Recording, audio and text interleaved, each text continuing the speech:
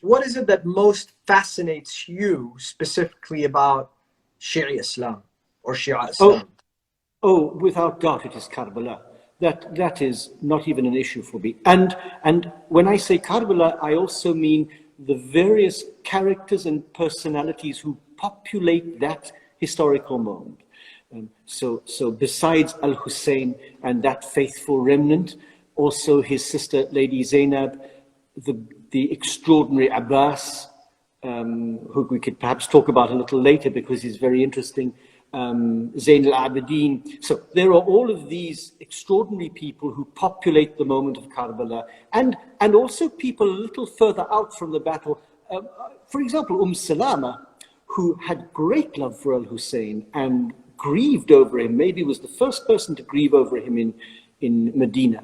So I heard the Karbala story years ago, told to me by a British lecturer here who is now a cardinal, Michael Fitzgerald, and who has worked a great deal in Shia Catholic relations, and he's now, I think close to 90, or I hope he's not watching because he might be younger than 90, but anyway, he's heading to 90, lives in somewhere in north of England, and he was my lecturer in Shia Islam.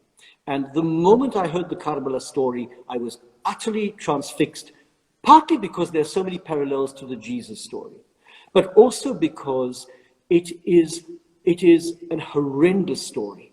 It is exceptionally difficult for us in the 21st century to imagine the horror of Karbala, the physical horror that was experienced, for example, by the women and the children who saw each of their male menfolk murdered one by one, because that's how it happened. It was literally one by one.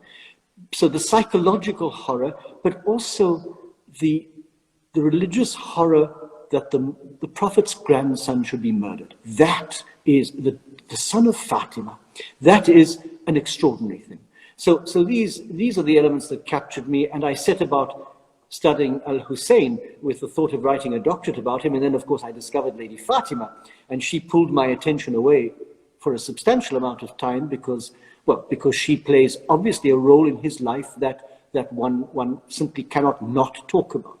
But Karbala and the events around Karbala, that has become my life study, and everything that I've written and I'm writing at the moment and intend to write is about that period of Shia history, because it is a fundamental catalyst that really changes the world. It changes everything, Karbala. Introduce us to your 2 books that you've written and possibly tell us what you're working on now.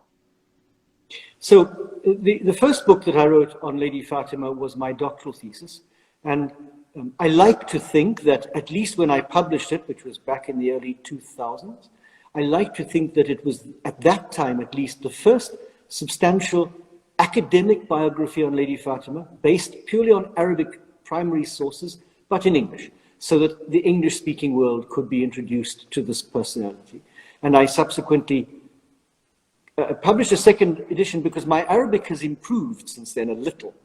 And I questioned some of my own translations because I always insisted on translating the hadith myself rather than just taking for granted what other people. And so I re-looked at some of my translations and changed some of them. And then a few years ago, a group of us in this college, all of us priests, all of us with PhDs in Islamics, we were sitting around a table complaining about the Muslim scholars, saying the Muslim scholars don't write about the woman. Why do they never write about the woman? Khadija, for example, Lady Khadija has never had a biography of her own. And we all agreed, I thought they were being serious, they were joking, but we all agreed to take one figure. And I said, I'm going to write about Zainab because having written about Fatima, it is the natural progression of a daughter who imitates her mother in so many ways. So I produced the book and then discovered that the others hadn't been serious. They hadn't done anything at all. So I was the only one about the book. And this sounds terribly arrogant, and I hesitate to say it, but yesterday I discovered that the book on Zainab has been named as among the 100 most important books ever written on Islamic history by an American group, and I discovered this yesterday. I'm at number 44, apparently, Lady Zainab, which delights me. At this moment, I'm publishing a 3rd book, which I hope will come out end of January, beginning of February, on the predictive dreams of Karbala. That is the dreams of the Prophet, when Jibreel came to him either in dream or in some sort of vision form, most often in the house of Salama. But then a number of other dreams, dreams of Lady Fatima, dreams of Hussein, dreams of a variety of people, such as Abbas, who claimed to actually have seen Jibreel. So I've produced a volume on all of these dreams before, during, and after Karbala. I'm happy about this work. I've enjoyed writing it. It's been a very moving work.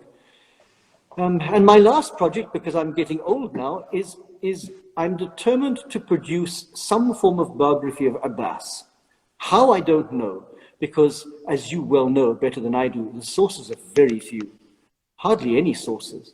I've worked my way through books and books of Shî'î Hadith, and there's very, very little about Abbas. Those moments of greatness, for example, fetching water at the Battle of Karbala, those are there. And the story is told differently by a variety of Shî'î transmitters. So I'm hoping to produce what I'm calling a fragmentary biography, a little monogram, again, to introduce this extraordinary human being to the English-speaking world. So, and then after that, I will be tired, and I think I will put my feet up for a while. Hopefully you will continue to do so. Once anybody such as yourself or any scholar is motivated and fascinated by what they study, then nothing really fatigues them. There are so many stories. And since you're a seminarian, I'd like to share a couple of them with you and our audience. One of the grand scholars of contemporary scholars, he's passed away now, Sayyid Mar'ashi Najafi, who has the very famous library in the holy city of Qom. They say that until the moments he died, he had a bowl in his personal room where he actually welcomed delegations and groups and individuals. And obviously, as he became more powerful and he became more popular and he had a bigger following, the number of people who would visit him obviously became larger and larger. But as his room maybe grew larger, or as his facilities grew bigger with more individuals visiting him, it seemed that this bowl is going around. I've never seen it, but individual scholars who had visited him many times say that this bowl was just sitting there, and it's an old, dirty bowl.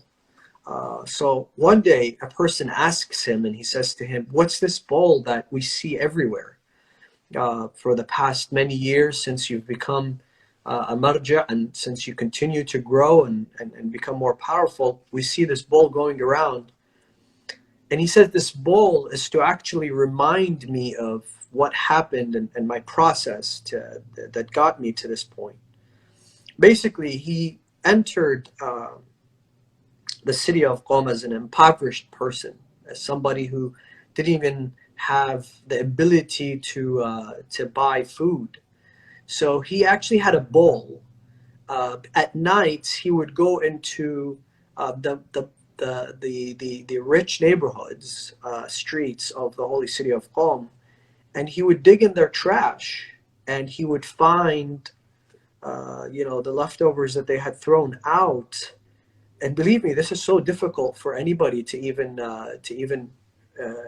fathom the extent of what people are willing to do to seek knowledge. And he said he would go home. He would obviously put some water, boil that, whatever he had gotten. He would boil it, clean it, and then he would eat it just because he wanted to survive from hunger. And he would actually use the money that he got every month from the seminary to buy books. So he took this bowl with him everywhere until he died, reminding himself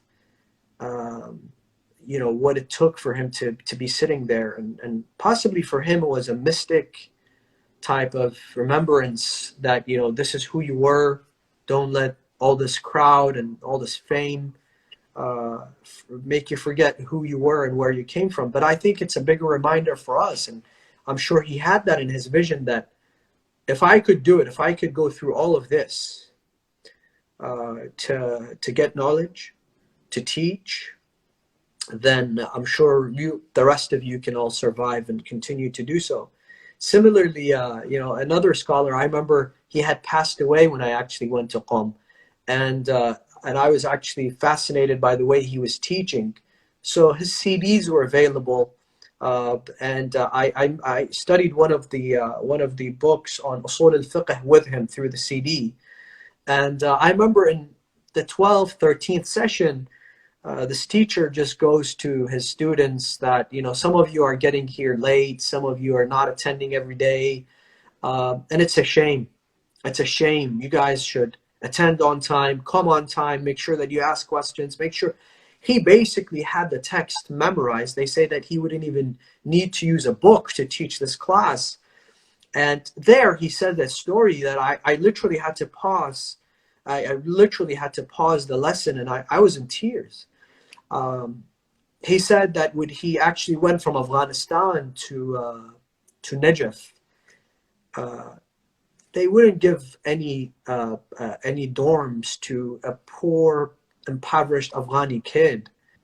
And he said, I had to actually sleep in the cemetery. The largest cemetery in the world is sitting in the city of Najaf, Wadi Salam. And he said, I basically had to take refuge to the graveyard. He said, I slept there for several nights. Again, what people are willing to do to seek knowledge. And this guy came all the way from Afghanistan to there.